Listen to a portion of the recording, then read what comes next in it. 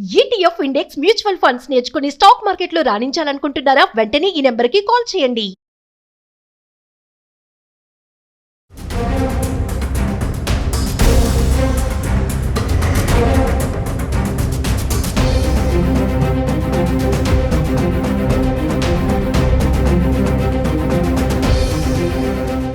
Welcome to Suman TV.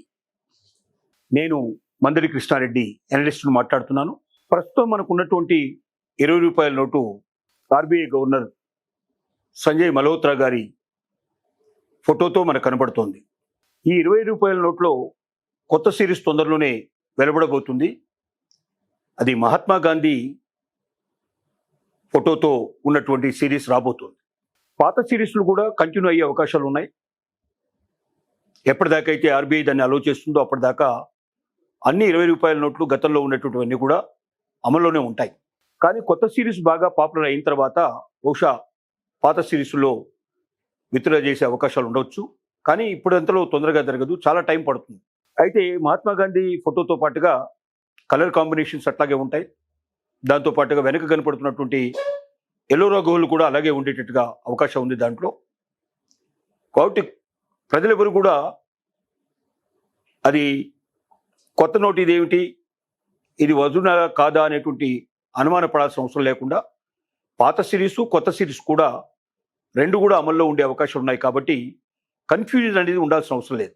ఎందుకంటే RBI చేసేటువంటి ప్రయోగాల్లో అనేక రకాల నోట్లు ఒక సిరీస్ నడుస్తూ ఉండగానే ఇంకొక సిరీస్ని రిలీజ్ చేస్తూ ఉంటాయి. కొన్ని మహాత్మా గాంధీ ఫోటోతో ఉండేటువంటి సిరీస్ అయితే మరికొన్ని ఆర్బీఐ గవర్నర్తో ఉండేటువంటి సిరీస్లు ఉంటాయి. ఇది కామన్గా నడిచేటువంటిది. కానీ కొన్నిసార్లు ఈ మధ్య ప్రజల్లో కొన్ని రకాలైన అపోహలు వస్తున్నట్టుగా కనబడుతోంది. ఏంటంటే కొత్త సిరీస్ రాగానే ఇది నిజమైన నోటా కాదా, ఇదేదైనా డూప్లికేటా, లేదా పాకిస్తాన్ నుంచి ఇవేమైనా వచ్చిన నోట్లా అనేటువంటి అనుమానాలు కూడా చాలామంది వ్యక్తం చేస్తున్నట్టుగా అనిపిస్తోంది. ప్రజలకు ముఖ్యంగా పల్లెటూరులో ఉండేటువంటి వాళ్ళు ఎక్కువగా కన్ఫ్యూజన్కు లోనవుతున్నట్టుగా కనబడుతోంది. కాబట్టి ముందుగానే సుమన్ టీవీ ప్రేక్షకులకు చెప్పగలిగేది ఏమిటంటే 20 రూపాయల నోటు కొత్తగా వచ్చేది మహాత్మా గాంధీతో బొమ్మతో వచ్చేటువంటిది అవి ఒరిజినల్ నోట్లే ఉంటాయి తప్ప ఇవి ఏ రకంగా ఫేక్ నోట్లు కావని, మామూలుగా ఇంతకుముందు మహాత్మా గాంధీతో రిలీజ్ అయినటువంటి ఏవైతే నోట్లు ఉన్నాయో వేరే రకాల నోట్లు వాటన్నిటి కంపేర్ చేసుకొని ఆ రకమైన సింబల్స్ ఉన్నట్టయితే ప్రొసీడ్ అవ్వడానికి ఏ రకమైన అభ్యంతరం లేదని, ఇలాంటి కన్ఫ్యూజన్కు లోను కాకూడదని, పబ్లిక్ అంతా కూడా గతంలో ఉండే 20 రూపాయలు ఏ రకంగా అయితే ఉపయోగిస్తున్నారో వీటిని కూడా ఉపయోగించుకోవచ్చని ఆర్బీఐ ముందుగానే ప్రజలకు తెలియజేస్తోంది. ఈ విషయాన్ని దృష్టిలో పెట్టుకుని ముందు వెళ్ళాలి.